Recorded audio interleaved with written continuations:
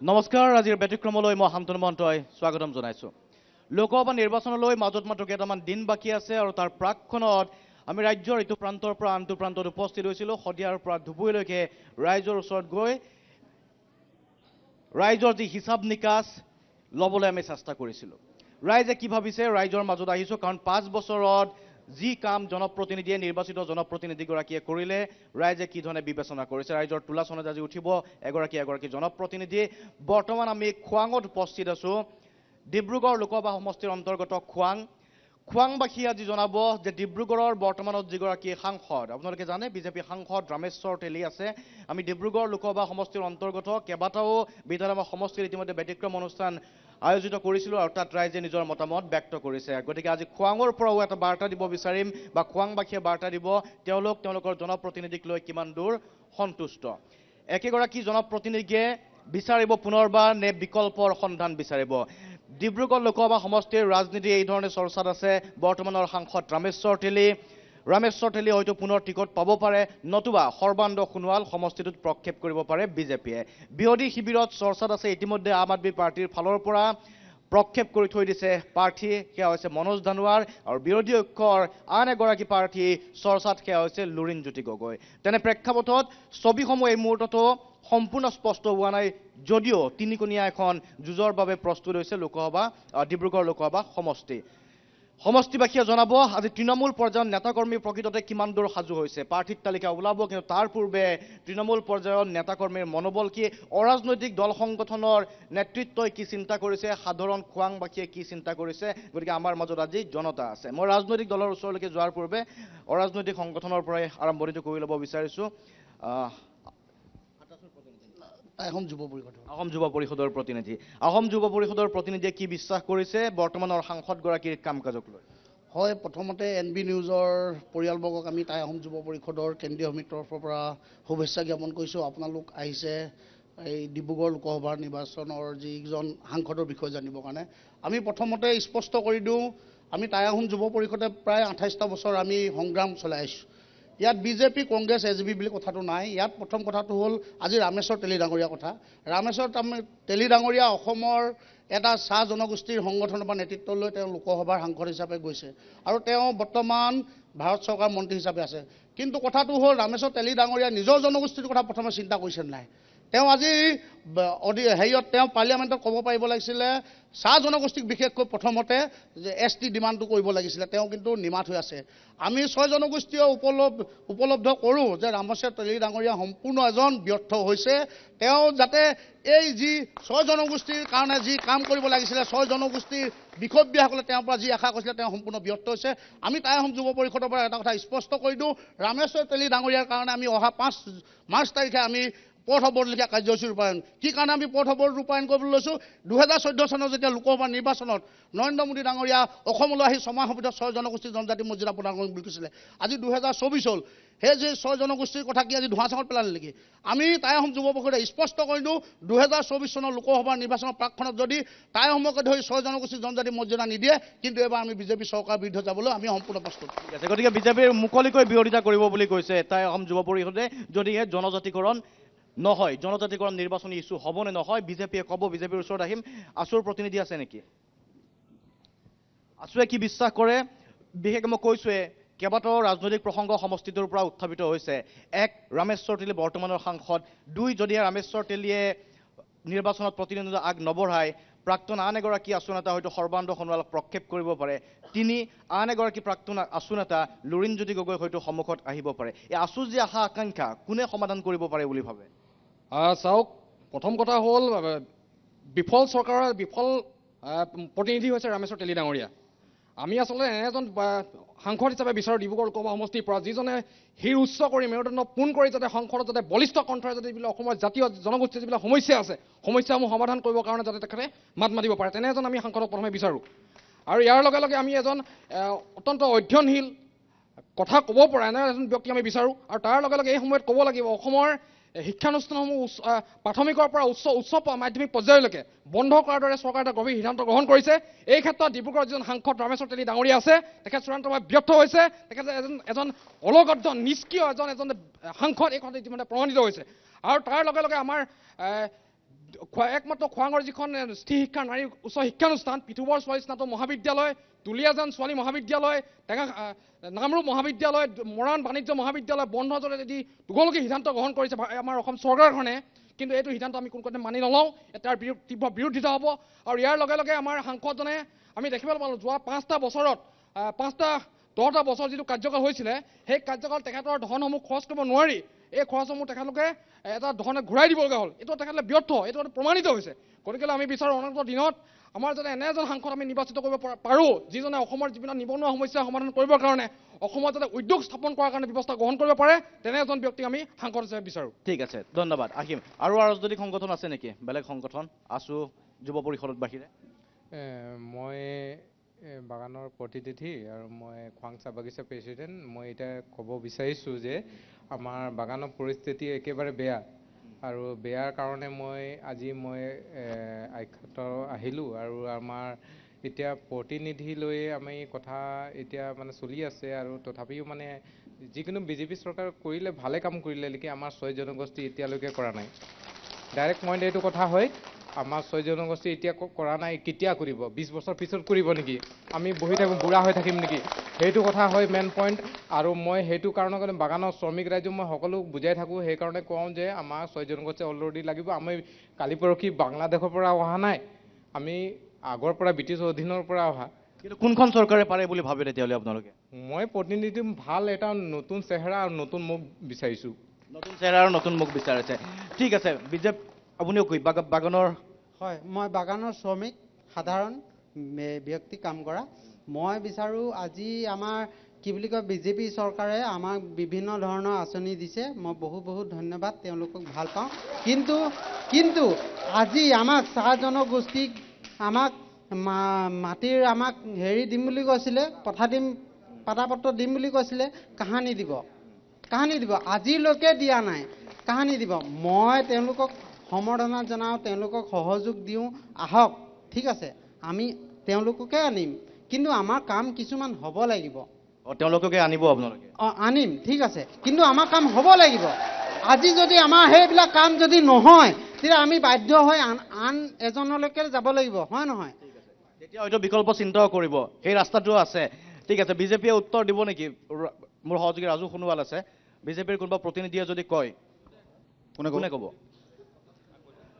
চমুকৈ আপোনালোকে উত্তৰবিলাক দি থাকিব, বিৰোধীৰ অভিযোগসমূহ আমি লৈ থাকিম। প্ৰথমে আমি NB নিউজ গোষ্ঠীলৈ আমি ধন্যবাদ জ্ঞাপন কৰিছোঁ। লগতে আমাৰ ইয়াত অংশগ্ৰহণ কৰা প্ৰতিগৰাকীলৈকে আমি আদৰণি জনাইছোঁ। আৰম্ভণিতে এটা কথা উত্থাপন হৈছে টাই আহোম জাতীয় পৰিষদৰ তৰফৰ পৰা। কথাটো তেখেতলোকে কৈছে জনগোষ্ঠীকৰণ, 6 জনগোষ্ঠী জনজাতিকৰণ। 6 জনগোষ্ঠী জনজাতিকৰণ এই বিষয়টো আচলতে এতিয়াৰ বিষয় নহয়, এইটো বহুদিনীয়া উত্থাপিত এটা বিষয় আৰু ইতিমধ্যে এই বিষয়টোৱে আলোচনাৰ মেজত স্থান পাইছে আৰু পৰৱৰ্তী পৰ্যায়ত কেন্দ্ৰীয় আৰু ৰাজ্য চৰকাৰে এই বিষয়ত এটা গঠনমূলক মীমাংসা গ্ৰহণ কৰিব বুলি আমি আশাবাদী। আৰু দ্বিতীয় এজন ব্যক্তিয়ে কথাটো কৈছে চাহ জনগোষ্ঠীসকলক চাহ জনগোষ্ঠীৰ প্ৰতিনিধিজনে চোৱা নাই। সেই কথাটো আচলতে তেওঁলোকে কিয় কৈছে আমি বুজি নাই পোৱা। এতিয়া বাগান অঞ্চলত ইমানবিলাক ডেভেলপমেণ্টৰ কাম হৈ আছে, ৰাস্তা পদূলি হৈ আছে, আদৰ্শ হাইস্কুল হৈ আছে, মানে শৌচালয় হৈ আছে, তাতে PMGSY ঘৰ বনি আছে, ইমানখিনি কাম হৈ থকাৰ পিছত বাগানৰ কাম নাই হোৱা বুলি কৈছে। সেইটো এটা বৰ আশ্চৰ্যজনক কথা। আমি ভাৰতীয় জনতা পাৰ্টীৰ এজন কৰ্মী হিচাপে এইটো আমি অকণমান অসুবিধা পাইছোঁ। আৰু এজন ব্যক্তিয়ে কিবা এটা প্ৰশ্ন উত্থাপন কৰিছিল, ৰামেশ্বৰ তেলী সম্পৰ্কে কৈছিল যে তেখেতসকলে কৈছে এনেকুৱা এগৰাকী সাংসদ বিচাৰিছে যিয়ে সদনত বা সংসদৰ মজিয়াত মাত মাতিব পাৰি বলিষ্ঠ ৰূপত। ৰামেশ্বৰ তেলী সেই ক্ষেত্ৰত দুৰ্বল, তেখেতৰ কণ্ঠ নাই। এই অভিযোগটো কি ক'ব আপুনি? তেখেতৰ সেইটো ব্যক্তিগত অনুভৱ। ৰামেশ্বৰ তেলী ডাঙৰীয়া সংসদত মাত মাতিছেনে নাই? আজিকালিতো ডিজিটেলাইজ যুগ হ'ল, গতিকে এইখিনি কথা তেওঁলোকে ফেচবুক, টুইটাৰ, হোৱাটছএপত যদি চায় ৰামেশ্বৰ তেলীয়ে আচলতে পাৰ্লিয়ামেণ্টত কেনেধৰণে বক্তব্য ৰাখিছে বা কি ধৰণে পদক্ষেপ গ্ৰহণ কৰিছে, তেওঁলোকে আচলতে এইবিলাক বিষয়ৰ পৰা অলপ আঁতৰি আছে, হয়তো সেইকাৰণে বুজি পোৱা নাই। ঠিক আছে, আহিম আপোনালোকৰ ওচৰলৈকে। এইবাৰ বিৰোধী কংগ্ৰেছৰ প্ৰতিনিধি নেকি? কংগ্ৰেছে কি ক'ব? চৰ্চাত বিৰোধী ঐক্য হৈ আছে এতিয়া, কংগ্ৰেছৰ হয়তো নিজৰ প্ৰাৰ্থী নাথাকিবও পাৰে, সম্ভাৱ্য তেনেকুৱা এটা পৰিৱেশৰ আমি দেখা পাইছোঁ। কিন্তু কংগ্ৰেছে বিৰোধী হিচাপে একত্ৰিত যিগৰাকী প্ৰাৰ্থী থাকিব, কি ধৰণে যুঁজ দিব, কিমান শক্তিশালী হ'ব বিৰোধীৰ প্ৰাৰ্থীগৰাকী? প্ৰথম কথা, আজি এই ব্যতিক্ৰম অনুষ্ঠানটো ইয়াত অনুষ্ঠিত কৰিবলৈ অহা NB নিউজক আমি কংগ্ৰেছ দলৰ তৰফৰ পৰা স্বাগতম জনাইছোঁ। NB নৱভাৰত নিউজ এটা গণতন্ত্ৰৰ চতুৰ্থ স্তম্ভও চিন্তা কৰিছে এখন ভাৰতবৰ্ষৰ চলি থকা পিছত নৱভাৰত লাগে নিশ্চয় নৱভাৰতৰ জাগৰণ তেওঁলোকে চিন্তা কৰিছে আৰু আজি মই ভাবোঁ এই ব্যতিক্ৰম অনুষ্ঠানৰ জৰিয়তে ভৱিষ্যত প্ৰজন্মক এখন নৱভাৰত নিৰ্মাণৰ ৰাস্তাৰ যিটো হ'ব সেই ৰাস্তা এখন মূল্যবোধৰ ৰাজনীতিৰ ৰাস্তা তেওঁলোকে দেখাবলৈ ইয়াত আহিছে তাৰ কাৰণে ধন্যবাদ দ্বিতীয় কথাটো হ'ল যে আজি ৰামেশ্বৰ তেলীৰ প্ৰসংগত যিটো প্ৰশ্ন ইয়াত উত্থাপন হৈছে তেওঁ যিমান যোগ্য অযোগ্য আমাৰ বয়সৰ যিজন ব্যক্তি আমি প্ৰায় ইয়াত উপস্থিত আছোঁ আমি নিশ্চিতভাৱে সচেতন ৰাজনীতিবিদসকলে তিনিজন সাংসদ আমি ইয়াত পাইছোঁ এজন চৰ্দাৰ প্ৰবন সিং ঘাটোৱাৰ চৰ্দাৰ সৰ্বানন্দ সোণোৱাল ডাঙৰীয়া আৰু ৰামেশ্বৰ তেলী ডাঙৰীয়া ৰামেশ্বৰ তেলী ডাঙৰীয়া এই তিনিজন সাংসদৰ ভিতৰত এই 10 বছৰীয়া কাৰ্যকালত যে আটাইতকৈ ব্যৰ্থ সাংসদ তেওঁ যে আটাইতকৈ দুৰ্বল নিষ্কমা এই কথাষাৰ এই দুটা কাৰ্যকালত প্ৰতিপন্ন হৈছে মই কৈছোঁ তেওঁক ৰাইজে ভোট দিছিল তেওঁ দিয়া প্ৰতিশ্ৰুতি অনুসাৰে তেওঁ প্ৰথমটো প্ৰতিশ্ৰুতি গেছ কেকাৰৰ বাই প্ৰডাক্ট ইণ্ডাষ্ট্ৰি কৰিব পেট্ৰলিয়াম পাৰ্ক বনাব নামৰূপ সাৰ কাৰখানাৰ তৃতীয়টো উদ্যোগ স্থাপন কৰিব কয়লাৰ দ্বাৰা বিদ্যুৎ উৎপাদন কৰিব কয়লা খনি লিডুত তাৰ কাৰণে মাটি অধিগ্ৰহণ কৰিলে এই তিনিটা ক্ষেত্ৰত তেওঁ দেখিলোঁ 1 ইঞ্চি আগবাঢ়িব নোৱাৰিলে নেশ্যনেল হাইৱে কাম আৰম্ভ হৈ থাকিল আজি মৰাণ সমষ্টিৰ অন্তৰ্গত 4খন নদীৰ ভিতৰত এখন নদীৰ এখন দলঙো তেওঁ কাৰ্যকালত সম্পূৰ্ণ কৰিব নোৱাৰিলে তেওঁ কাৰ্যকালৰ প্ৰতি বছৰে পোৱা 5 কোটিকৈ টকা 25 কোটি টকাৰ অধিক টকা তেওঁ আজি ব্যয় কৰিব পৰা নাই এই তথ্য নিউজত ওলাইছে আটাইতকৈ ডাঙৰ কথা আমাৰ মৰাণ সমষ্টিত দুখন শিক্ষা অনুষ্ঠান আছে এখন লগত মই কমাৰ্চ কলেজখনৰ কথা কোৱাই নাই এই ঠাইতে থকা এখন ওচৰতে দেখিব আমাৰ মহিলা মহাবিদ্যালয় পিঠুবৰ এখন হ'ল খোৱাং কলেজ দুয়োজন প্ৰিন্সিপালৰ লগত মই ব্যক্তিগতভাৱে যোগাযোগ কৰিছিলোঁ তেওঁলোকে গৈ এই সাংসদজনক 10টা বছৰত আবেদন জনাইছিল তেওঁ অনুদানৰ পুঁজিয়ে কিবা এটা কলেজখনক কৰি দিয়ক খোৱাং কলেজত ডিব্ৰুগড় ইউনিভাৰ্চিটি কলেজসমূহৰ ভিতৰত টপ 10ত থকা এখন কলেজ য'ত ছাত্ৰ পঢ়ি আমাৰ আগশাৰীৰ মহাবিদ্যালয়ত অধ্যাপনাৰ সুযোগ পাইছে সেই কলেজখনত আজি এটা প্ৰেক্ষাগৃহ নাই এই প্ৰেক্ষাগৃহ খুজিছিল সেই প্ৰেক্ষাগৃহটো পইচা দিবৰ কাৰণে ৰামেশ্বৰ তেলী ডাঙৰীয়া সময় নাই তেওঁ আঁচনি দিব পৰা নাই অন্যহাতে এইখন ওচৰতে কলেজ যিখন কলেজৰ চাৰিও বাউণ্ডেৰীত আছে নদীখন উন্মুক্ত অৱস্থাত আছে তাত এটা বাউণ্ডেৰী দিব পৰা নাই ইমানকৈ ব্যৰ্থ এজন সাংসদৰ বিষয়ে আৰু ক'বলৈ কি ঠিক আছে আহিম সকলো দলৰ ওচৰলৈকে আহিব লাগিব আৰু অন্য অসম জাতীয় পৰিষদ আম আদমি এইফালে আছে জাতীয় পৰিষদ সম্ভাব্য প্ৰাৰ্থী লুৰিণজ্যোতি গগৈ ডিব্ৰুগড় লোকসভা সমষ্টিৰ পৰা কি ধৰণে প্ৰত্যাহ্বান জনাব পাৰিব সাহসীয় পক্ষক প্ৰথমে আমি অসম জাতীয় পৰিষদ দলৰ তৰফৰ পৰা NB নিউজৰ সমূহ কৰ্মকৰ্তাক আমাৰ শুভেচ্ছা আৰু ধন্যবাদ জ্ঞাপন কৰিছোঁ আজি এই অনুষ্ঠানত উপস্থিত থকা আমাৰ পবিত্ৰ মঞ্চৰ অসম জাতীয় পৰিষদৰ পবিত্ৰ মঞ্চৰ আমাৰ কৰ্মকৰ্তাসকল বিভিন্ন দলৰ কৰ্মকৰ্তাসকলক আমি আমাৰ শ্ৰদ্ধা আৰু সেৱা জনাইছোঁ কথাটো হ'ল ভাৰত চৰকাৰৰ যি মন্ত্ৰী বৰ্তমানৰ যি মন্ত্ৰী তেখেত সম্পূৰ্ণ ব্যৰ্থ হৈছে বুলি আমি ক'ব পাৰোঁ তাৰ লগে লগে আৰু এটা কথা আমি উত্থাপন কৰিছোঁ যে ডিব্ৰুগড় জিলাখনৰ পৰা দুজনকৈ এজন কেন্দ্ৰীয় মন্ত্ৰী এজন ৰাজ্যিক মন্ত্ৰী দুজনকৈ মন্ত্ৰী থকাৰ অৱস্থাত নামৰূপ সাৰ কাৰখানা গেছ কেকাৰ প্ৰকল্পৰ ভটিয়নি উদ্যোগ তাৰ লগে লগে বৰ্তমান যিসমূহ আমাৰ শিক্ষানুষ্ঠানৰ অৱলোকীকৰণ ইয়াত নাই কোনো ক্ষুদ্ৰ উদ্যোগ গঢ় লৈ উঠিলে আমাৰ কৰ্মজীৱী যিসকল লোক আছিলে তেখেতলোকৰ যি কৰ্মসংস্থাপনৰ ব্যৱস্থা কৰা হ'ল হয় 2-4জনে চাকৰি পাইছে আমি ধন্যবাদ জ্ঞাপন কৰিছোঁ তেওঁলোকে ভাল কামত আমি সদায় ধন্যবাদ জ্ঞাপন কৰোঁ কিন্তু তাৰ লগে লগে হিতাধিকাৰী সৃষ্টি কৰি স্বত্বাধিকাৰীক শেষ কৰাৰ যি পৰিকল্পনা তেওঁলোকে কৰিলে এইটো জাতিটোৰ কাৰণে জাতিটোক কুঙা কৰাৰ কাৰণে আটাইতকৈ ডাঙৰ পদক্ষেপ তেওঁলোকে গ্ৰহণ কৰিলে যে তেওঁলোকে স্বত্বাধিকাৰী শেষ কৰি পেলালে হিতাধিকাৰী কেৱল হিতাধিকাৰী তেওঁলোকে সৃষ্টি কৰিলে তাৰ লগে লগে আমাৰ মহাবিদ্যালয়সকল সমূহ এতিয়া বন্ধ কৰাৰ যি উপক্ৰম হৈছে আমাৰ ছাত্ৰ ছাত্ৰীসকলে পঢ়াৰ যি পৰিৱেশ আছে পঢ়াৰ পৰিৱেশৰ বিনষ্ট হৈছে তাৰ লগে লগে আটাইতকৈ ডাঙৰ কথা আমাৰ এই খোৱাং অঞ্চলত আজিলৈকে চৰকাৰ চলি আছে কেইবাটাও কাৰ্যকাল চলিলে 2-3টা কাৰ্যকাল চলিলে এখন অন্ততঃ বিজ্ঞান মহাবিদ্যালয় ইয়াত স্থাপন কৰিব তেওঁলোকৰ সামৰ্থ্য নহ'ল এই সমগ্ৰ অঞ্চলটোত এখন বিজ্ঞান মহাবিদ্যালয় নাই তাৰ লগে লগে এতিয়া আপোনালোকৰ ছাত্ৰ ছাত্ৰীসকলৰ সুবিধাৰ কাৰণে যি আপ টু 12, 9 10, 11, 12 যিটো কৰা হৈছে বিদ্যালয়সমূহত ভাল শিক্ষা গ্ৰহণ কৰা আপোনাৰ বিজ্ঞান বিষয়ত হওক বা অন্যান্য যিসমূহ কমাৰ্চৰ ক্ষেত্ৰতে হওক কোনো আন্তঃগাঁথনি নাই, আন্তঃগাঁথনিৰ অভাৱ। তাৰ লগে লগে ক'ব আৰু নিৰ্দিষ্ট সময়ৰ ভিতৰত কওক আৰু অসম জাতীয় পৰিষদৰ ওচৰলৈকে আহিম। অন্য একত্ৰিতভাৱে যিজন প্ৰাৰ্থীক আমি বিৰোধী ঐক্য মঞ্চই আগবঢ়াই দিম তেওঁলোকৰ ভিতৰত লুৰিণজ্যোতি গগৈ এজন শক্তিশালী নেতা, শক্তিশালী অসম কণ্ঠ, অসমৰ এজন বজ্ৰকণ্ঠ। আমি ভাবোঁ লুৰিণজ্যোতি গগৈদেৱে দিল্লীত গৈ আমাৰ সমগ্ৰ অসমৰ লগতে ডিব্ৰুগড় জিলাখনৰ কাৰণে, ডিব্ৰুগড় লোকসভা সমষ্টিটোৰ কাৰণে কাম কৰিব, সেইটো আমাৰ দৃঢ় বিশ্বাস আৰু সকলোৱে সহায় সহযোগিতাই লুৰিণজ্যোতি গগৈক আগবঢ়াই নিব। ঠিক আছে, গতিকে লুৰিণজ্যোতি গগৈ অসম কণ্ঠ হৈ অসমৰে মাত মাতিব বুলি বিশ্বাস কৰিছে অসম জাতীয় পৰিষদে। আম আদমি পাৰ্টিৰ প্ৰতিনিধি, বিৰোধীৰ পৰা এতিয়া যদি সাহসীয় পক্ষক পৰাজিত কৰা হয়, সাংসদ কোন হ'ব? লুৰিণজ্যোতি গগৈ হ'ব নে মনোজ ধানোৱাৰ হ'ব? জয় জয়তে মই সৰ্বপ্ৰথমে NB নিউজক স্বাগতম জনাইছোঁ আৰু আমাৰ মঞ্চত আজি উপস্থিত থকা সকলো ৰাইজকে অভিনন্দন জ্ঞাপন কৰিছোঁ। আপুনি যিটো প্ৰশ্ন কৰিছে আমি একেমুখে কওঁ, আমাৰ প্ৰাৰ্থী মনোজ ধানোৱাৰ জয়ী হ'ব। কিয়নো মনোজ ধানোৱাৰ যি বলিষ্ঠ পদক্ষেপ আমি আজি একেৰাহে দেখিছোঁ, আমি গোটেই অসমতে নহয় এই ভাৰতবৰ্ষৰ প্ৰতিটো কোণতে আম আদমি পাৰ্টীয়ে বিশেষভাৱে আগবাঢ়িছে। আমাৰ দলটো যদিও নতুন, অসমত আমি আজি 2 বছৰৰ ভিতৰতে ইমান আমি বিয়পিবলৈ আগবাঢ়ি যাবলৈ সক্ষম হৈছোঁ। তাত আপোনালোকে প্ৰতিদিনে দেখিছে নিউজত, আমাৰ প্ৰতিটো অনুষ্ঠানতে আমাৰ হাজাৰ হাজাৰ মানুহ উপস্থিত হয়। স্বতঃস্ফূৰ্তভাৱে তেওঁলোকে আহি আমাৰ লগত সহযোগ কৰিছে। আজিও আমি এই 2 ঘণ্টা আগত খবৰ পাইছোঁ আমাৰ এতিয়া কৰ্মীসকল ওলাই আহিছে। গতিকেলৈ আমি ভাবিছোঁ আগন্তুক দিনত মনোজ ধানোৱা আম আদমিৰ পৰা বিজয় হ'ব বুলি ভাবিছে। ঠিক আছে, হিতাধিকাৰীৰ প্ৰসংগ ওলাইছে, মহিলাৰ কথা ওলাইছে, মই কিছু মহিলাৰ সৈতেও কথা পাতিব বিচাৰিম। আঁচনি পাইছেনে কিবা?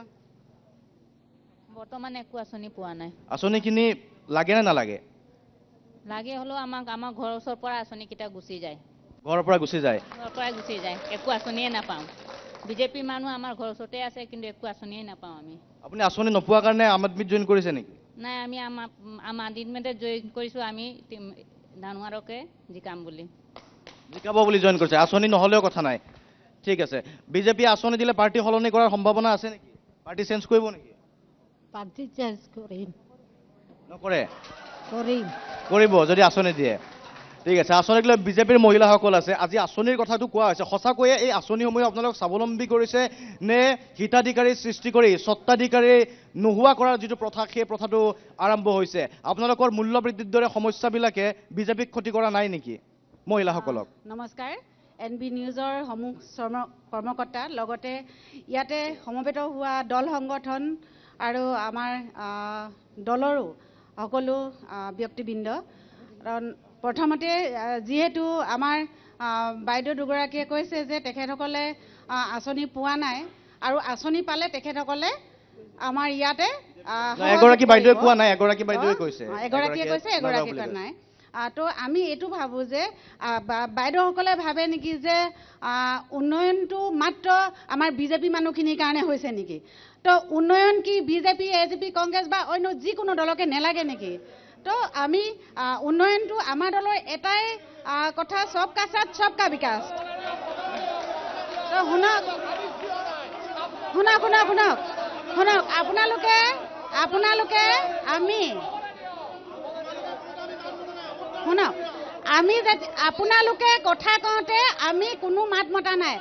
আপোনালোকে আমাক বিভিন্ন ধৰণে গালি পাৰিছে, আমাৰ সাংসদৰ পৰা আদি কৰি আপোনালোকে আমাক সকলোৱে গালি পাৰিছে, কিন্তু আমি কোনো এজনেও ইয়াত মাত মতা নাই।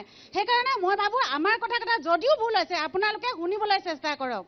তো আমাৰ চৰকাৰৰ এটাই লক্ষ্য, সবকা সাথ সবকা বিকাশ। তো সেই প্ৰত্যেকটো কামেই প্ৰত্যেকজন ব্যক্তিৰ বাবে প্ৰত্যেকখন আঁচনি তেখেতসকলে যুগুতাইছে। তো সেইকাৰণে প্ৰত্যেক ঘৰতে কিবা নহয় কিবা এটা আঁচনি পাবলৈ সক্ষম হৈছে।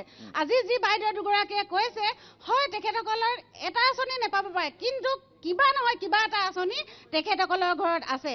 তো মই সেইকাৰণে অনুৰোধ জনাইছোঁ যে উন্নয়নটো সকলোৰে কাৰণে লাগে আৰু আমি উন্নয়নটো হ'বলৈ ভাৰতীয় জনতা পাৰ্টি চৰকাৰে ঠিক আছে। এগৰাকী ডিব্ৰুগড় বিশ্ববিদ্যালয়ৰ ছাত্ৰ আছে, মই যাম আপোনালোকৰ ফালেও আহি আছোঁ।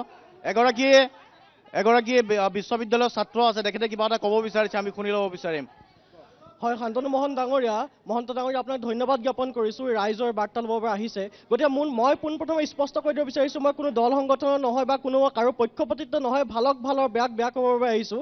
গতিকে আমি চাবলৈ যাওঁ, আমি দুটামান তথ্য আমি চাবলৈ যাওঁ, দেখিম যে আমাৰ বৰ্তমানৰ যিজন সাংসদ, ডিব্ৰুগড় আচলতে লোকসভা সমষ্টিটোৰ এটা ঐশ্বৰ্যশালী এটা লোকসভা সমষ্টি, আৰু এই লোকসভা সমষ্টিটোৰ আটাইতকৈ সমস্যা থকা সমষ্টিও এটা হিচাপে পৰিণত হৈছে, কাৰণ এই সমষ্টিটোৰ অধিকাংশ হৈছে আমাৰ চাহ বাগিচা।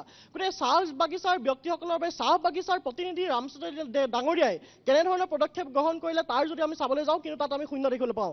আমি আমাৰ বৰ্তমান যদি আমাৰ কেন্দ্ৰীয় চৰকাৰখনে হওক বা অসম চৰকাৰখনে স্কিল ডেভেলপমেণ্টৰ কথা কোৱা হয় বা স্কিল ইণ্ডিয়াৰ কথা কোৱা হয়, কিন্তু মহন্ত ডাঙৰীয়া আমি স্পষ্ট ক'ব বিচাৰিছোঁ, মৰাণৰ এখন ITI আছে, 2016 চনলৈকে প্ৰায় 70% পৰা 80% কাম সম্পূৰ্ণ হৈ উঠিছিল, কিন্তু আজি পৰ্যন্ত কিন্তু সেইখন মুকলি কৰাৰ বাবে কিন্তু সক্ষম নহ'ল।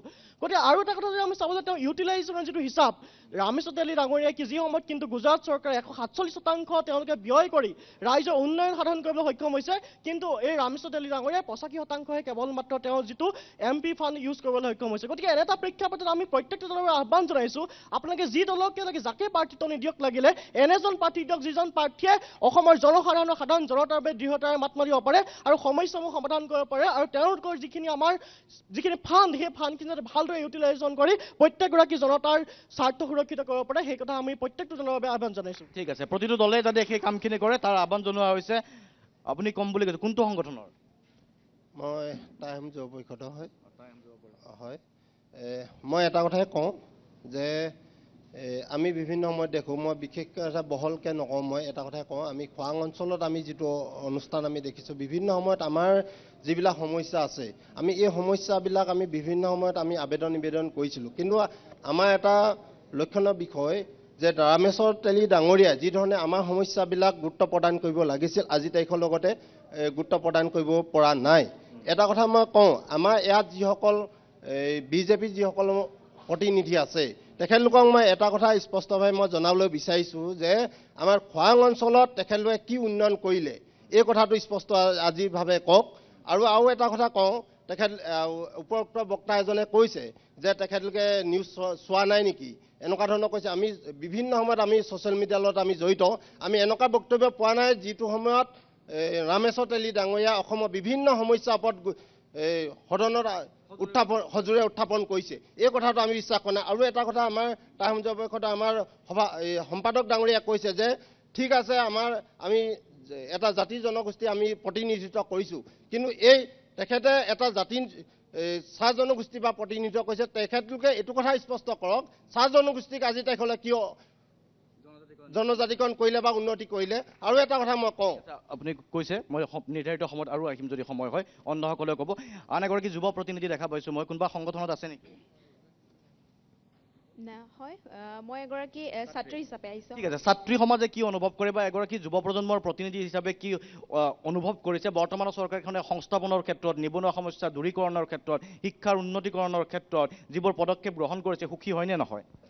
হয়, বৰ্তমানৰ চৰকাৰখনে যথেষ্টখিনি কৰিছে, নাই কৰা বুলি নকওঁ, তথাপিও এনেকুৱা এতিয়াও বহুসকল যুৱক যুৱতী বাকী আছে যিসকলে নিবনুৱা সমস্যা ভুগি আছে। গতিকে তেওঁলোকৰ বাবে যাতে চৰকাৰে ব্যৱস্থা কৰক, এনে এখন চৰকাৰ আহক, এনে এজন প্ৰতিনিধি আহক যিয়ে আমাৰ প্ৰত্যেকজন ছাত্ৰ ছাত্ৰীক প্ৰতিটো সুবিধা যাতে প্ৰদান কৰে, স্কলাৰশ্বিপৰ ক্ষেত্ৰতে হওক বা বেলেগ বিভিন্ন ক্ষেত্ৰতে হওক। আমাৰ দেখা যায় যে দৰিদ্ৰ পৰিয়ালৰ বিভিন্ন ছাত্ৰ ছাত্ৰী আছে, তেওঁলোকে দৰিদ্ৰতাত ভুগি বিভিন্ন ধৰণৰ উচ্চ শিক্ষা গ্ৰহণ কৰিব নোৱাৰে। গতিকে সেই ক্ষেত্ৰত যদি তেওঁলোকে ব্যৱস্থা গ্ৰহণ কৰে, তেনেকুৱা এজন আমি প্ৰতিনিধিক আমি বিচাৰোঁ। ঠিক আছে, তেনেকুৱা প্ৰতিনিধি বিচাৰিছে। কিবা কাম কৰি আছে? নাই, কাম কৰা নাই। কিবা অনুদান আঁচনি লাভ কৰিছে? নাই কৰা। মই ক'ব বিচাৰিছোঁ যে আমাৰ আদিবাসী মানুহৰ একো আঁচনি বহুত দিছে বুলি কৈছে। কি দিছে? কিবা চাকৰি হ'লে কাষ্টৰ অপশ্যন নাই, অৰ্ডাৰ দি দিছে। খ্ৰীষ্টান আছে, হিন্দু আছে, মুছলিম আছে, বেংগলী আছে, আদিবাসী কাষ্টেই নাই। আদিবাসী কাষ্ট নহ'লে কেনেকৈ এপ্লাই কৰিম? আচ্ছা, চাকৰি চৰকাৰী হোৱা নাই, বেলেগ ব্যৱসায় বাণিজ্য কৰাৰ ক্ষেত্ৰত কিবা অনুদান বা কিবা ভাল পৰিৱেশ আহিছে নে অহা নাই? ভাল দিন ঘূৰি আহিছে নাই? আহিছে, মানে বহুত মানুহ পাইছে, বহুত মানুহে নাই পোৱা। এনেকুৱা আদিবাসী মানুহে ধৰি গ'লে 20% পাইছে, বাকী একোৱে পোৱাই নাই। কিছুৱে পাইছে কিন্তু বহুতে পোৱা নাই। বহুতে পোৱা নাই। ঠিক আছে, হ'ব।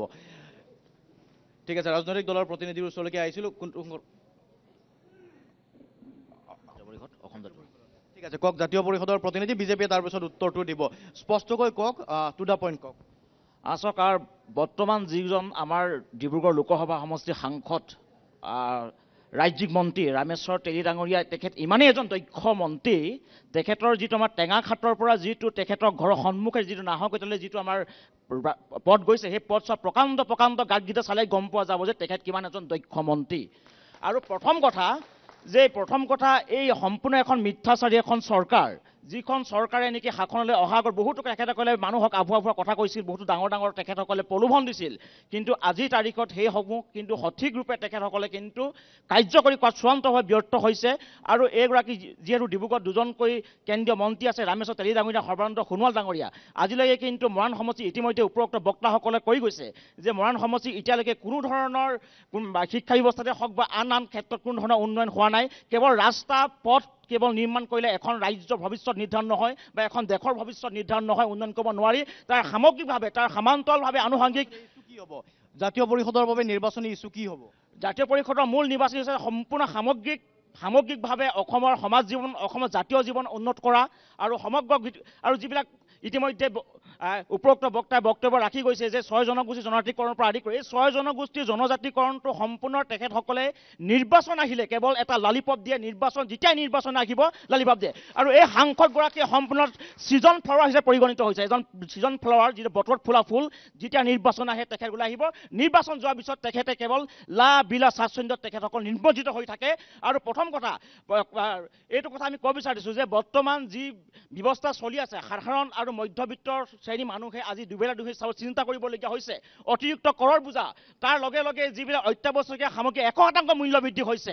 আজি 50 টকা দাইল গৈ 100 টকা পাইছে। গতিকে এইবিলাক বস্তু চাব লাগিব। গতিকে এনেকুৱা ধৰণৰ চিন্তা চৰ্চা কৰি এইখন কাম কৰিব লাগিব আৰু সামগ্ৰিকভাৱে উন্নয়ন হ'লেহে কিন্তু আমাৰ দেশ উন্নয়ন হ'ব। ঠিক আছে, গতিকে 6 জনগোষ্ঠীৰ জনজাতিকৰণত আপুনি কৈছে নেকি? আপুনি কৈছে ন? কি চমুকৈ ক'ব মোক? ছাৰে উত্তৰ দিলে যে আজি আমাৰ বাগানত বিভিন্ন ধৰণৰ আঁচনি দিছে, মই বহুত ধন্যবাদ। কিন্তু আজিলৈকে আমাৰ লাইনত কাবাক আমাক ম্যাদী পাতা দিছে নেকি? নাই দিয়া। মেধি পাট্টাৰ প্ৰসংগটো আছিল আপোনাৰ। ঠিক আছে, মেধি পাট্টাৰ প্ৰশ্নটো আছিল। উত্তৰ দিব, বিজেপিয়ে উত্তৰ দি লওক, মই অন্য বিৰোধীৰ ওচৰলৈকে আহিম। সকলোৱে ধন্যবাদ জনাইছোঁ। আমাৰ সাংসদজনে এনেকে ধৰণে ইয়াতে ক'ব বিচাৰিছে যে আমাৰ সাংসদে যেনিবা একো এটাই নকৰিলে। আজি আপোনালোকে সকলোৱে শুনি ভাল পাব, আমি য'ত অনুষ্ঠান কৰি আছোঁ এই অনুষ্ঠানটো, এই প্ৰেক্ষাগৃহটো সাংসদ ৰামেশ্বৰ তেলী পুঁজিৰে নিৰ্মিত। আমি তাত বহি আজি ৰামেশ্বৰ তেলীৰ বিষয়ে বেয়াকৈ কৈ আছোঁ, নহয় জানো? ইয়াৰ উপৰিও ৰামেশ্বৰ তেলী মাত্ৰ 10টা বছৰৰ সাংসদ। ইয়াৰ আগতে ভাৰত স্বাধীন হোৱাৰ পৰা কিমান বছৰ গ'ল, কিমানজন সাংসদ আহিলে আপোনালোকে উত্তৰ দিয়ক। আৰু তাৰ উপৰি ইয়াতে এজনে কৈছে যে কি খোৱাঙৰ উন্নয়ন কি, বাগানৰ উন্নয়ন কি? আৰে বাগানৰ উন্নয়ন, বাগানত আগতে কিমানটা পকা ৰাস্তা আছিলে সেইটো হিচাপ দিয়ক। প্ৰথম বাগানত কিমানটা পকা ৰাস্তা আছিলে হিচাপ দিয়ক। বিগত ৰামেশ্বৰ তেলীৰ 5 বছৰৰ দিনৰ কাৰ্যকালত বাগানত ৰাস্তা পকা হৈছে, বিজেপিৰ সাংসদজনৰ কাৰ্যকালত ৰাস্তা পকা হৈছে। আপোনালোকে কি কথা কৈছে? ইয়াৰ উপৰিও যদি আপোনালোকক কোৱা হয় জনজাতিকৰণ কি, বিজেপিয়ে অকল 5টা বছৰতে কৰিব লাগিছিল নেকি? ভাৰত স্বাধীন হোৱাৰ পৰা কিমানজন প্ৰধানমন্ত্ৰী গ'ল, কিমানজন সাংসদ গ'ল, তেওঁলোকে আপোনালোকক কিয় জনজাতিকৰণ নকৰিলে? তাৰ উত্তৰ দিয়ক। আপোনালোকে ৰাইজ কথা ক'ব, এটা পাৰ্টি কথা কওঁতে কথাটো শুনিবলৈ চেষ্টা কৰক। মই প্ৰথম NB নিউজক ধন্যবাদ জনাইছোঁ। NB নিউজক ধন্যবাদ। ৰামেশ্বৰ তেলী সম্পূৰ্ণ ব্যৰ্থ মন্ত্ৰীয়ে নহয়, এইখন চৰকাৰ এইটো কাৰণে ব্যৰ্থ হৈছে। এইটো অসমৰ বিশেষ ৰাজ্য মৰ্যাদা কৰ্তন কৰিছে। তেওঁলোকে উত্তৰ দিবলৈ মই কৈছোঁ, বিশেষ ৰাজ্য মৰ্যাদা কিয় কৰ্তন কৰিলে? আৰু বিশেষ ৰাজ্য মৰ্যাদা কৰ্তন কৰি অসমৰ স্থান 28 নম্বৰ উন্নতিৰ ক্ষেত্ৰত অসমৰ GDP 28 নম্বৰ কৰিলে, তল ভাল বা 5 নম্বৰ কৰিলে, তল ভাল বা 5 নম্বৰ কৰিলে। আৰু শুনক, আজি ৰামেশ্বৰ তেলীৰ দিনত 4 লেনটো 2-3টা কোম্পানীয়ে কাম কৰিবলগীয়া হৈছে, কমিশ্যন অংক নিমিলা কাৰণে সেইটো অৱস্থা হৈছে। ঠিক আছে, উত্তৰ দিব। কি ক'ব বিচাৰিছে?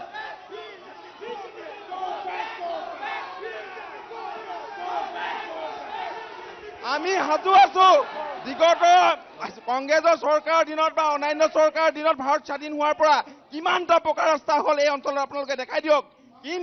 কিন্তু যোৱা 10টা বছৰত আমাৰ চৰকাৰে যিমান ৰাস্তা পদূলি বনালে, যিমান অনাময় অভিযান ঠিক আছে, হ'ব, উত্তৰটো দিলে আপুনি। উত্তৰটো দিছে, কওক।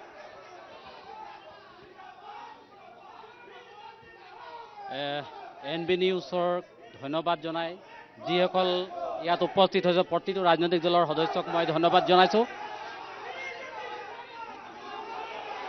সোণৰ অসম বুলি আমাৰ এটা অসমৰ পৰিচয় আছে।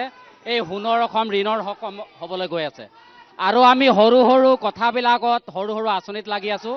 কিন্তু আমাৰ মাজত এটা ডাঙৰ সমস্যা আহি আছে, CAA কাৰ জৰিয়তে অনাগত দিনত আমাৰ অসমীয়া ভাষা বাচি থাকিব নাই এইটো সন্দেহ হৈছে। কিন্তু আমি সৰু সৰু আঁচনিবিলাকত লাগি আছোঁ। আমাৰ ওপৰত ডাঙৰ ডাঙৰ সমস্যা আছে, আহি আছে। এই সমস্যাবিলাকৰ পৰা মাত মাতিব পৰা আকৌ নিৰ্বাচনী ইছ্যু হ'ব নেকি তেতিয়াহ'লে আপোনাৰ? 2014 চনত যেতিয়া BJPৰ মেনিফেষ্টত আছিলে, বিশেষকৈ চাহ উদ্যোগৰ কথা আছিলে, নদী বান্ধৰ কথা আছিলে, এজন MP এজনে দিল্লীত গৈ ডাঙৰ সমস্যাবিলাকৰ কথা, আমিতো সদায় ৰাস্তা আৰু যিবিলাক আঁচনি এইবিলাক সৰু সৰু কথা হয় নে নহয়, ডাঙৰ যিবিলাক আমাৰ সমস্যা আছে এই সমস্যাবিলাক, যেনেকৈ যে চাহ বাগিচাৰ, মই এজন প্ৰতিনিধি চাহ বাগিচাৰ কথা কওঁ, 351 টকা হাজিৰাৰ কথা কৈছিলে তেওঁলোকে, মাটি পাটা দিম বুলি কৈছিলে, মাটি পাটা নিদিলে, 351 টকা হাজিৰা নহ'ল।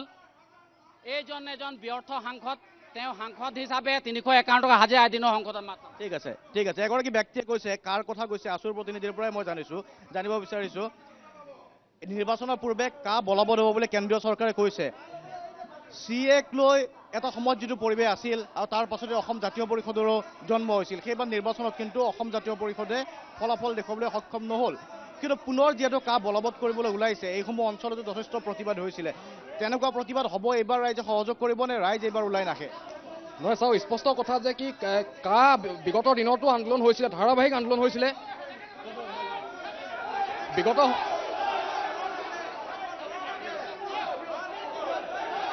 হয় চাওক,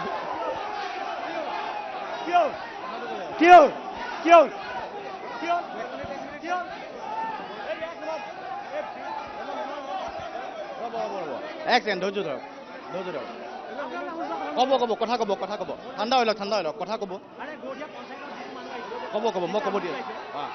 আপুনি ক'ব মাইকত।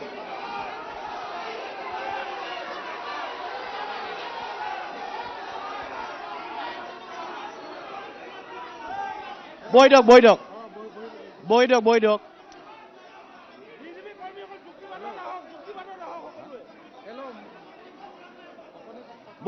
সংযত হৈ সকলোৱে কথাখিনি ক'ব। চাওক, নাই পোনপটীয়া সম্প্ৰচাৰ চলি আছে, সময়খিনি গুচি যাব, কথাখিনি কওক। সংযত হৈ কথা কওক, চাওক বিগত সময়তো কাৰখনৰ সন্দৰ্ভত আমি সদৌ ছাত্ৰ সন্থাই ৰাইজক ৰাইজক লগত লৈ আমি ধাৰাবাহিকভাৱে আন্দোলন কাৰ্যসূচী লৈছিলোঁ। আৰু আমি দেখিবলৈ পালোঁ যোৱা দিনকেইটাত বলবৎ কৰা হ'ব যিটো মুখ্যমন্ত্ৰীয়ে ঘোষণা কৰিছে, তাৰ বিৰুদ্ধে তীব্ৰ প্ৰতিবাদ হ'ব অনাগত দিনত।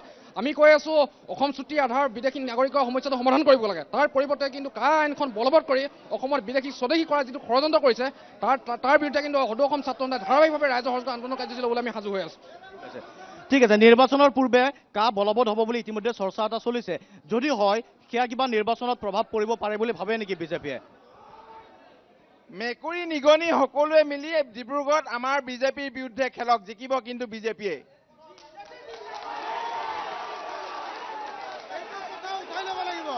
এই মেকুৰী নিগনি শব্দ অসাংবিধানিক শব্দ উঠাই ল'ব লাগিব। মেকুৰী নিগনি অসাংবিধানিক শব্দ উঠাই ল'ব লাগিব। যদি উঠাই নলয় আমি আৰু কাগজৰ সিংহৰ ভয়ত মেকুৰী নিগনি কেতিয়াও ভয় নাখায়, কাগজৰ বাঘৰ সিংহৰ ভয়ত মেকুৰী নিগনি কেতিয়াও ভয় নাখায়। এটা কথা এটা কথা কৈছো, চৰকাৰ কওক।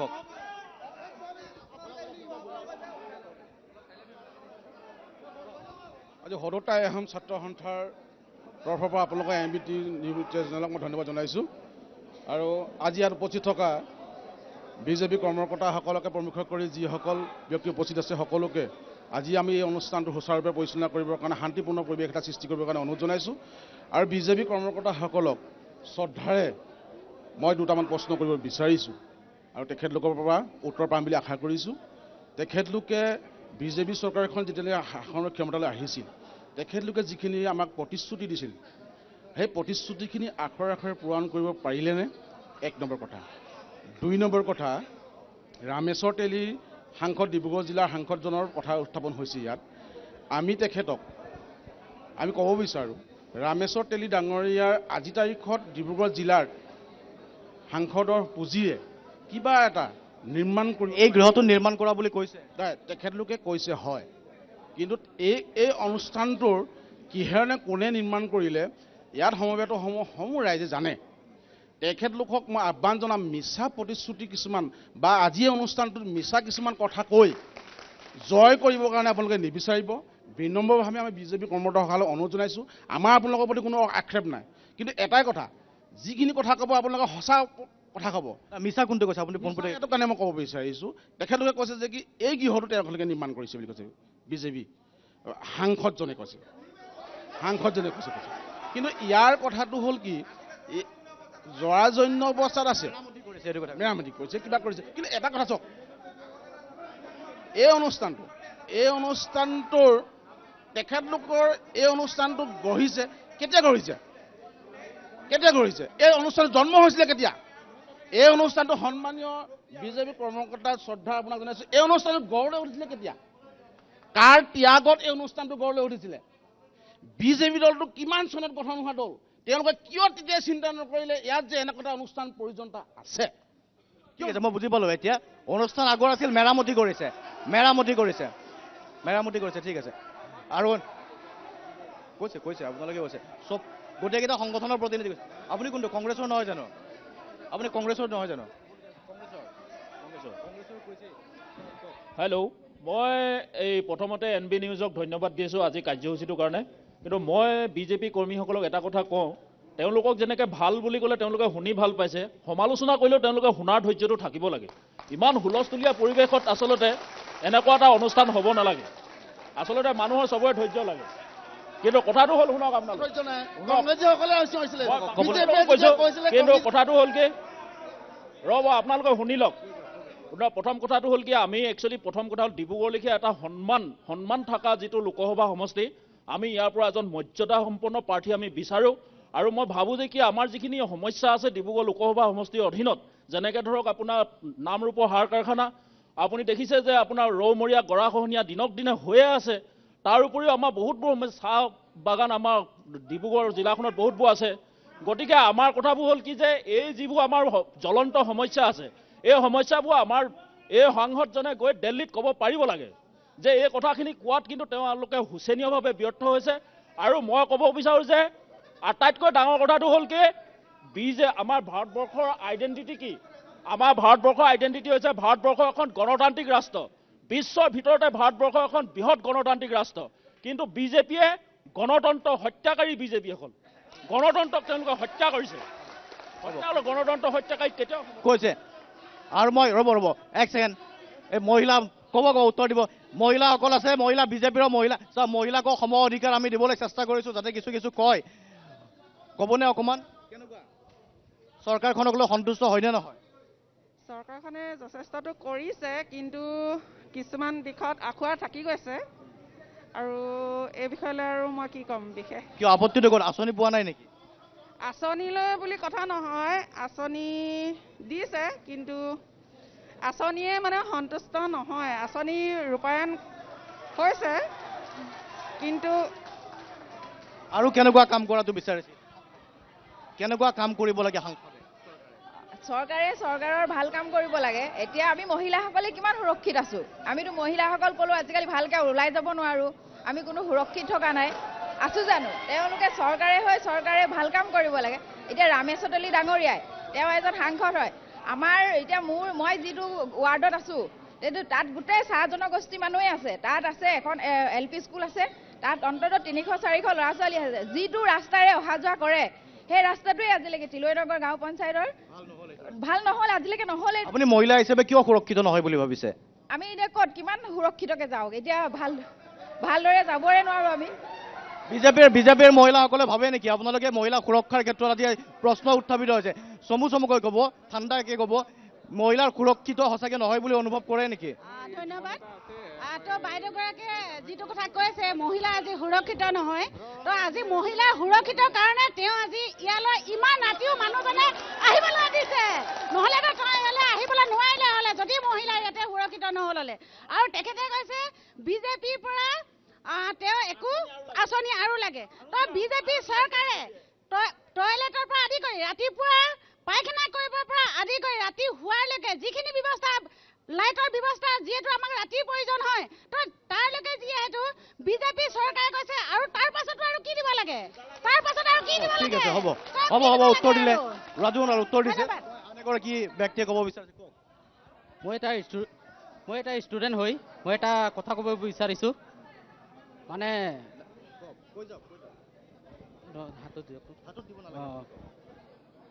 আমাৰ মানে মই এটা ষ্টুডেণ্ট হৈ মই এটা কথা ক'ব বিচাৰিছোঁ, যি মানে আমাৰ মানে এইটো MP মেম্বাৰ অফ পাৰ্লিয়ামেণ্ট এটা ইলেকশ্যন হ'ব, আমাক মানে ইয়াং মেন লাগে, মানে বুঢ়া গুৰু কেতিয়াও মানে হাল বাব নোৱাৰে। ইয়ং মানে কিমান ডেকা লাগে, কিমান ইয়ং লাগিব?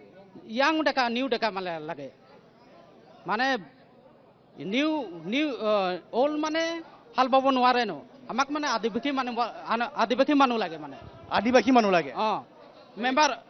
মেম্বাৰ অফ পাৰ্লিয়ামেণ্ট যিকোনো পাৰ্টি হওক, AGP হওক, BJP হওক, কংগ্ৰেছ হওক, আম আদমি পাৰ্টি হওক, যিকোনো পাৰ্টি হওক, মানে আদিবাসী মানুহ হ'ব লাগে। আদিবাসী জনগোষ্ঠীটোৰ পৰা মানুহ বিচাৰিছে আপুনি, সাধাৰণ ৰাইজৰ ফালৰ পৰা দুআষাৰ ল'ব বিচাৰিছে। আপুনিতো কোনো সংগঠনত নাই আছে? নমস্কাৰ। NB নিউজৰ সকলো কৰ্মকৰ্তাৰ লৈ মই প্ৰথমতে বহু শুভেচ্ছা জ্ঞাপন কৰিছোঁ আমাৰ খোৱাং অঞ্চলৰ হৈ। তাৰ লগতে এই মঞ্চত উপস্থিত বিভিন্ন দল সংগঠনৰ বিষয়ববীয়া আৰু ৰাজনৈতিক অৰাজনৈতিক কৰ্মকৰ্তা সকলোলৈ মোৰ শ্ৰদ্ধা আৰু সেৱা জনাই মই দুটামান কথা ক'ব লৈছোঁ। অৰাজনৈতিক ব্যক্তি হিচাপে, সৰ্বসাধাৰণ ৰাইজ হিচাপে মই দুটামান কথা ব্যক্ত কৰিব লৈছোঁ যে এখন ৰাজ্য চলাবলৈ এজন সুশিক্ষিত সুব্যক্তি, নিকৃণ এজন হৃদয়বান, যি নিস্বাৰ্থভাৱে দেশৰ হকে নিজৰ জীৱন নেওচি, নিজৰ প্ৰাণ নেওচি পেলাই তেখেতে উৎসৰ্গিত কৰিব পাৰে, তেনেকুৱা এজন ব্যক্তি আমাৰ সমাজখনৰ কাৰণে অতি প্ৰয়োজন হৈছে। আজি যিটো পৰিস্থিতিৰ আমি সন্মুখীন হৈছোঁ, আমাৰ অসমখনত যিবিলাক ঘটনা দেখিবলৈ পাইছোঁ, এই ঘটনাবিলাক আমি দেখিলে আমাৰ অনুমান হয় যে আমি এইখন দেশত আমি জীয়াই কেনেধৰণে আছোঁ। মানে প্ৰতিটো সাজত আমি ভাত খাওঁতে, শুওঁতে, খাওঁতে আমি টোপনি নাহে, মানে প্ৰতিটো বিষয়ৰ ওপৰত আমাৰ মানে ভৱিষ্যত ভূত প্ৰজন্মবিলাক, আমাৰ প্ৰজন্মবিলাক কেনেধৰণে স্পষ্টকৈ কওক, কোনকেইটা বিষয়ৰ কাৰণে ৰাতি টোপনি নাহে আপোনাৰ? আমাৰ এইটোৱে চিন্তা হয়, আমাৰ প্ৰজন্মবিলাক, উঠি অহা প্ৰজন্মবিলাক শিক্ষাৰ ক্ষেত্ৰতে হওক, অৰ্থনৈতিক ক্ষেত্ৰতে হওক, নিবনুৱা সমস্যাৰ ক্ষেত্ৰতে হওক, তেখেতলোক কেনেধৰণে ভৱিষ্যত জীৱনটো নিৰ্বাহ কৰিব, অলপ আমাৰ প্ৰশ্নবোধক এটা উদয় হয়। আৰু সেইবিলাক নিয়ন্ত্ৰণ কৰিবলৈ হ'লে এজন আমাৰ সুশিক্ষিত সুহৃদয়বান এজন মানে প্ৰতিদ্বন্দ্বী লাগে। আৰু আমি দেখি আহিছোঁ যে যিমানবিলাক চৰকাৰ হৈ আহি আছে ইখনৰ পিছত ইখন, কিন্তু তেনেধৰণৰ আমাৰ চকুত লগা তেনেকুৱা ধৰণৰ মনৰ আত্মসন্তুষ্টি পোৱা আজিলৈকে চৰকাৰ আমি দেখি পোৱা নাই। মাথো প্ৰতিশ্ৰুতি দি যায়, অলপ কাৰ্যৰ ক্ষেত্ৰত কৰিবলৈ যায়, কিন্তু তাৰ ভিতৰতে কিছু ব্যক্তিয়ে কিছুমান আঁচনি পাবলৈ সক্ষম হয়, তাৰ মাজতে বহুতে পাব নলগীয়া মানুহ পায় আৰু পাবলগীয়া মানুহ বঞ্চিত হৈ থাকে। তেনেকুৱা বহুত নিদৰ্শন আছে। আৰু সেইবিলাক যাতে এজন ভাল ব্যক্তি এইবাৰ প্ৰতিদ্বন্দ্বিতাত আমি বিচাৰিছোঁ, যি নিস্বাৰ্থভাৱে কাম কৰিব পাৰে। ঠিক আছে, নিস্বাৰ্থভাৱে কাম কৰা ব্যক্তি বিচাৰিছে ৰাইজে। আপুনি কৈছিলে আৰু নোকোৱা সংগঠনে ক'ব লাগিব।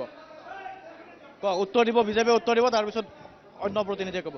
আপোনালোকক সুযোগ দিছিলোঁ মই 2বাৰ 3বাৰকৈ, আকৌ সময় হ'লে যাম। NB নিউজৰ সমূহ কৰ্মকৰ্তালৈ আমি ধন্যবাদ জনাইছোঁ। আৰু ইয়াত এটা কথা উত্থাপন হৈছে, আমাৰ বাগান অঞ্চলৰ কাৰণে কাম হোৱা নাই বুলি কৈছে। মই ক'ব বিচাৰিছোঁ, স্বাধীনতাৰ পিছত যদি আমাৰ চাহ জনগোষ্ঠীৰ কাৰণে কাম যদি হৈছে, এই বিজেপি চৰকাৰৰ দিনতে কাম হৈছে।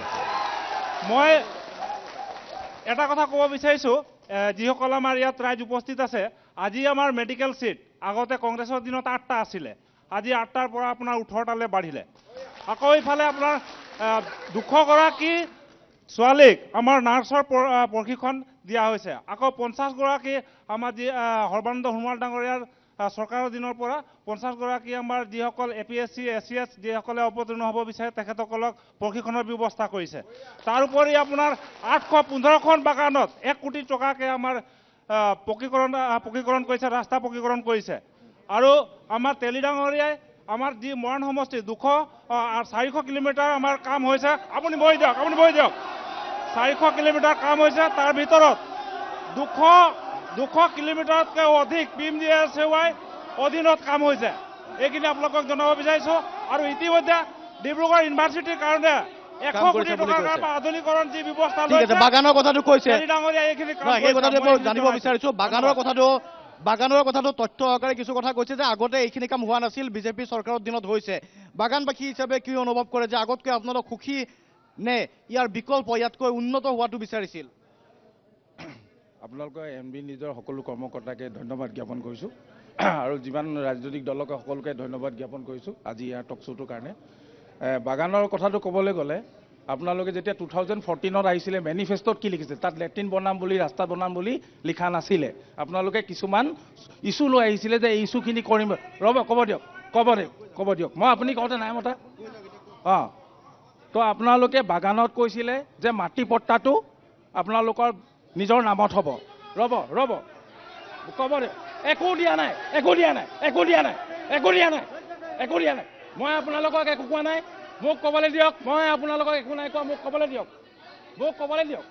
আপুনি ডিব্ৰুগড়, ময়ো ডিব্ৰুগড়, আমি ইয়াৰ চিন্তা আছে, আপুনিও ক'বলৈ, আপুনি মোক ক'ব দিয়ক। ৰ'ব আপুনি মোৰ কথাটো শুনক, তাৰপিছত আপুনি ক'ব।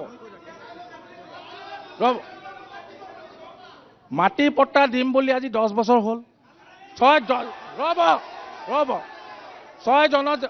6 জনগোষ্ঠী জনজাতিকৰণ বুলি কৰোঁ বুলি আজি 10 বছৰ হ'ল। চাওক আজি 10 বছৰ সিটো টেবুলৰ পৰা ইটো টেবুল গৈ আছে। কিন্তু আপুনি কা বলবৎ কৰাৰ কাৰণে সিহঁতি হাতে ভৰিয়ে লাগি কাটোক আইন বনাই সিহঁতি বলবৎ কৰিব খুজিছে। কিন্তু আমাৰ 6 জাতি জনজাতিকৰণ আজিলৈকে হোৱা নাই। ইটো টেবুলৰ 10 বছৰ লাগে নেকি? ৰুইনিকি ভূঞা শৰ্মাৰ আপোনাৰ মাটি 56 বিঘা। ৰ'ব কৃষি ভূমি একে ৰাতিতে কমাৰ্চিয়েল লেণ্ডত হস্তান্তৰ কৰিব পাৰে। আমাৰ আৰু আজি বাংলাদেশৰ পৰা ইয়াত মাটি পট্টা দিব পাৰে।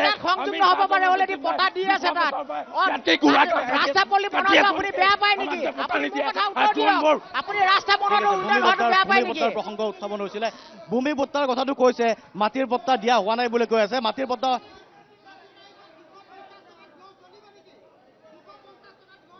কওক, জাতীয় পৰিষদৰ প্ৰতিনিধি। ঠিক আছে কৈছে আপুনি। দুসমতে ভাত্তাৰ কথা কৈছে, উত্তৰ দিব বিজেপি একেলগে দিব, শুনি লওক। প্ৰথম কথা হ'ল এজন সাংসদৰ দায়িত্ব আৰু কৰ্তব্য নিশ্চিতভাৱে আমাৰ সন্মানীয় বিজেপি দলৰ নেতাসকলেও জানে। এজন সাংসদৰ দায়িত্ব আৰু কৰ্তব্য কেৱল মাত্ৰ লেট্ৰিন দিয়া ঘৰ দিয়াত নাথাকে। পাৰ্লিয়ামেণ্টত গৈ এখন আইন প্ৰণয়নৰ পৰা আৰম্ভ কৰি আইনখন কেনেকৈ পাছ কৰিব সেইবোৰ কথা উত্থাপন হ'ব লাগে। আৰু অসমৰ আটাইতকৈ ডাঙৰ কথা হৈছে যে যিকেইটা মূল ইছ্যু আজিলৈকে অসমৰ বান গৰাখহনীয়া ৰাষ্ট্ৰীয় সমস্যা নহ'ল। সংসদত গৈ আমাৰ সন্মানীয় মন্ত্ৰী বিধায়ক সাংসদসকলে উপস্থাপন কৰা আমি দেখা নাপালোঁ। তাৰ লগে লগে কাখন তেওঁলোকে বলবৎ কৰিব লৈছে, যিটো অসমৰ কাৰণে আটাইতকৈ ভয়াৱহ। তাৰ লগে লগে আপোনালোকৰ অসমত এটা টাইমত ইনাৰ লাইন পাৰ্মিট আছিল, কিন্তু সেই ইনাৰ লাইন পাৰ্মিটৰ কথা আজিলৈকে সংসদত উত্থাপন হোৱা নাই। চাহ জনগোষ্ঠী এইবোৰ টকা মই শুনক। আৰু ভূমিপট্টাৰ কথাটো যে আপোনালোকে কৈছে, বাই প্ৰফেশ্যন মই এজন এডভকেট, উকিল। আপোনালোকক কথাটো কৈছোঁ, ভূমিপট্টা কোনসকলে পাইছে? যিসকলে ভূমিৰ কাৰণে আবেদন কৰিছে, যাৰ অকণমান হ'লেও মাটি আছে, তেখেতলোকেহে ভূমি পাইছে। কিন্তু প্ৰকৃততে যাৰ সঁচাকৈ ভূমি নাই, যাৰ সঁচাকৈ মাটি নাই, তেওঁলোকৰ কিন্তু ভূমিপট্টা পোৱা নাই। তেওঁলোকে ভূমিপট্টা পাবলৈ যোগ্য হোৱা নাই। ঠিক আছে কওক উত্তৰ দিয়ক উত্তৰ দিয়ক সময় চমু চাপি আহিছে সন্মানীয় আজি NB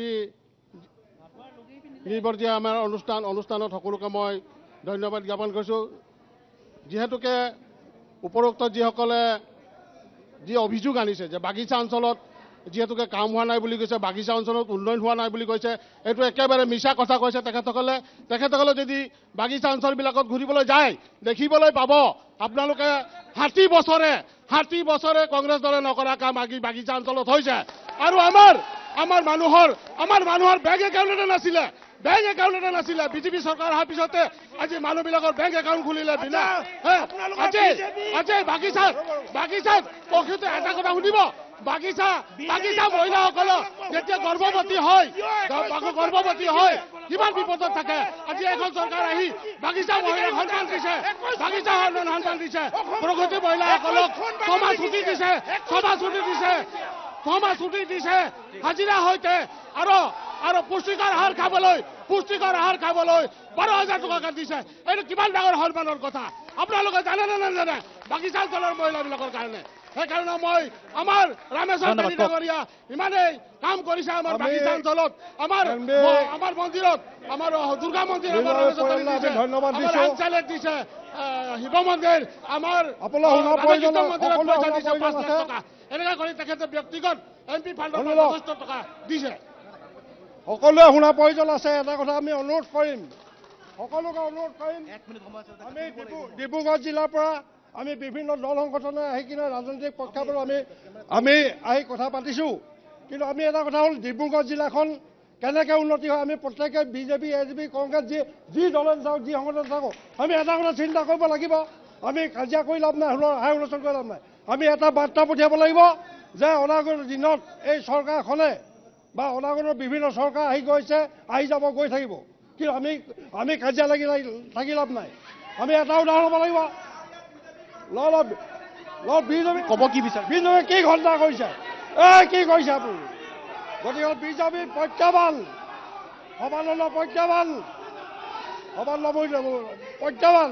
ঠিক আছে প্ৰত্যাহ্বান জনাইছে ধন্যবাদ জ্ঞাপন কৰিছোঁ খোৱাঙত আহি উপস্থিত হৈছোঁ লোকসভা নিৰ্বাচনৰ প্ৰাকখনত শাসকীয় পক্ষ আৰু বিৰোধীয়ে নিজৰ মতামত ব্যক্ত কৰিছে অৰাজনৈতিক সংগঠনসমূহে নিজৰ মতামত ব্যক্ত কৰিছে স্থানীয় যিসমূহ ক্ষোভ আছে বা যিসমূহ ৰাজনৈতিক ইছ্যু আছে সেই ইছ্যুসমূহ ৰাইজৰ জৰিয়তে তৃণমূল পৰ্যায়ৰ কৰ্মীসকলৰ জৰিয়তে আমি উত্থাপন কৰিবলৈ চেষ্টা কৰিছিলোঁ ব্যতিক্ৰমৰ পৰা শান্তনু মহন্ত বিদায় লৈছোঁ ধন্যবাদ